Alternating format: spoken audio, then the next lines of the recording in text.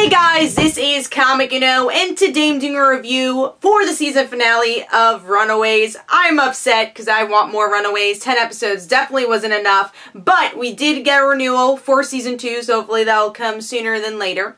But let's start talking about this episode. So the episode starts out with a showdown. We get to see the Runaways versus the parents and / Jonah. And Carolina decides that she's gonna fight Jonah on her own because they have similar powers because Jonah is her father, and I think she puts the pieces together as well.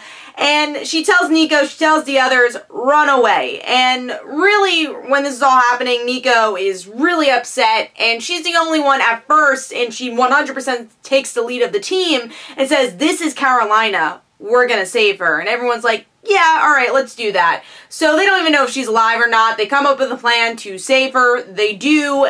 And they get in the process of figuring out what to do with their lives, and they also figure out maybe some relationship stuff that's happening with this episode. But by the end, the cliffhanger is that the Runaways end up finally running away, and it's very much from the plot of the comics where they are fugitives. Their parents set them up, and at least I guess it was Alex's parents. It seemed like that in the finale that they set them up to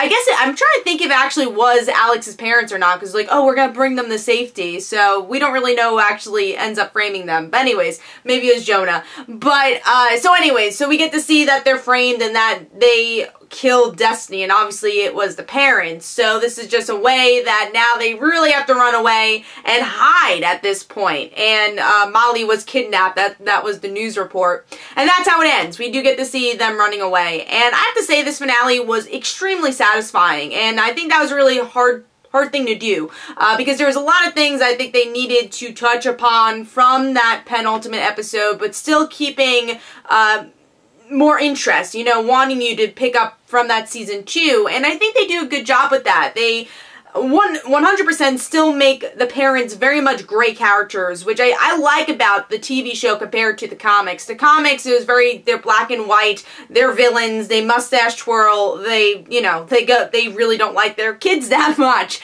They try to bring them to the side, and when they don't in the comics, they're like, alright, whatever, we're gonna go up against you. But in the show, they still care for their kids, even though they're kind of messed up, and they care about power, and they care about all these other things. They still care about them, and they want to go up against Jonah, but you still wonder how are they going to paint themselves further as the villains, because you know they will, as the seasons go on. You know they're still going to be the villains, but how are they going to dig themselves even deeper into that trench? And I think that's really what the show is going to be about, or at least a couple of seasons, or at least next season will be about that.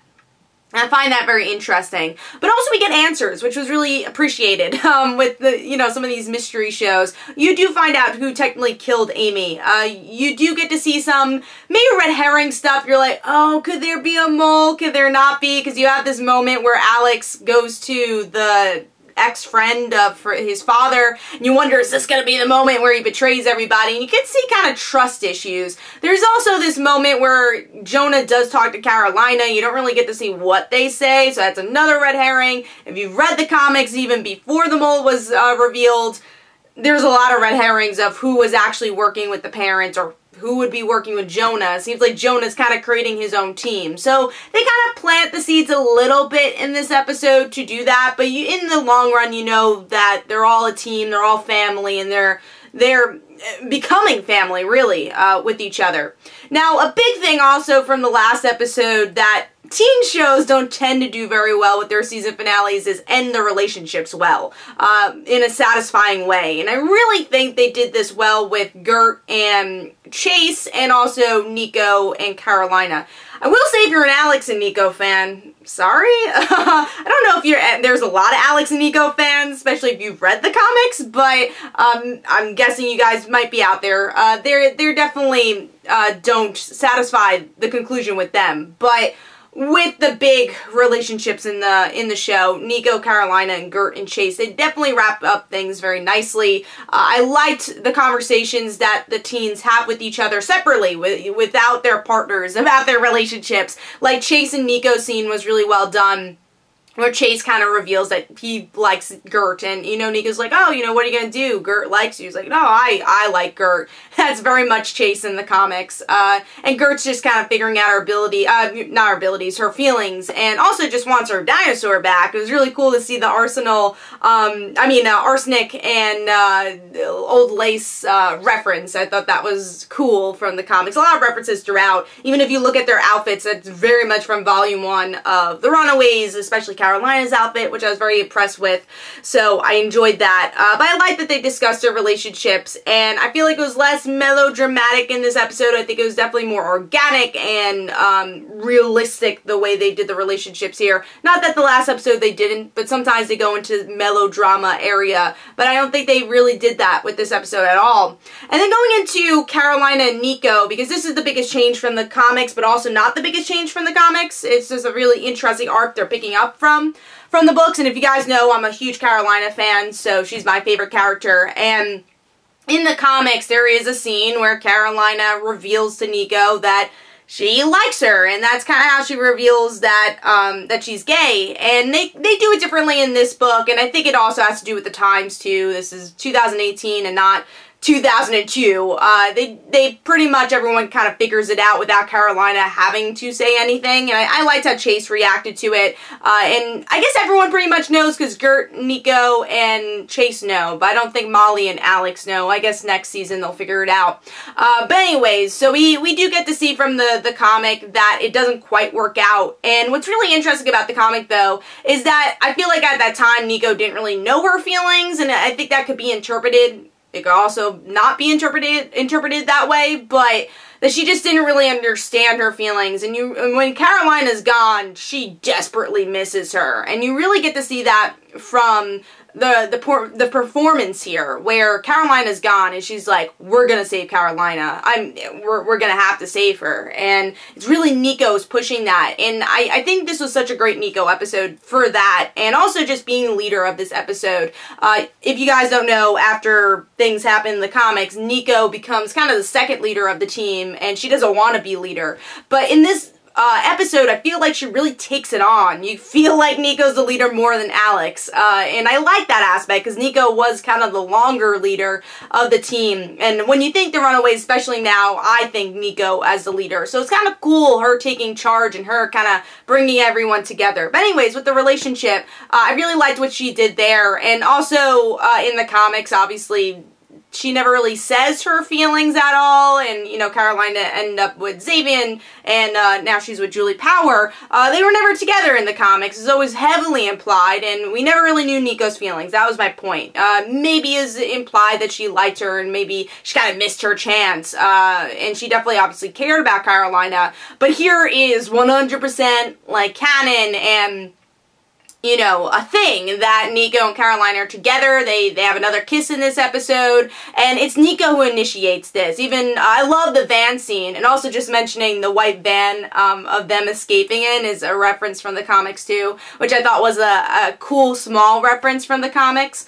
But anyways, I like that scene where you get to see kind of their relationships. Alex still kind of being the outsider, and unless they do the mole storyline, or if they don't, it's going to be really interesting what they do with Alex, and I hope they don't do the mole storyline. I do hope they kind of just go with this and see where Alex's character goes.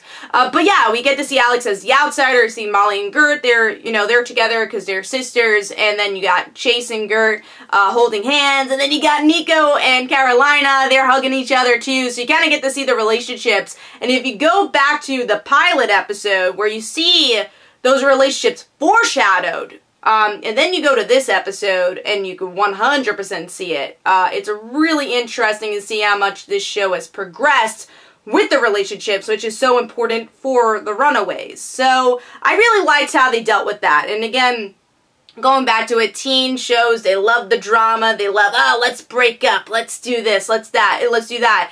Runaways has enough drama, and even with the relationship stuff, there's definitely going to be drama that comes along with it. But I like that they ended it on this note. I thought it was very well done, and it it didn't play too soap opera-ish, you know, it's like they have to have that twist with the relationships. I like that everyone kind of ended up kind of happy towards the end, and they're going to have to work on their relationships as season 2 goes on, and they kind of learn about their dynamics in season 2.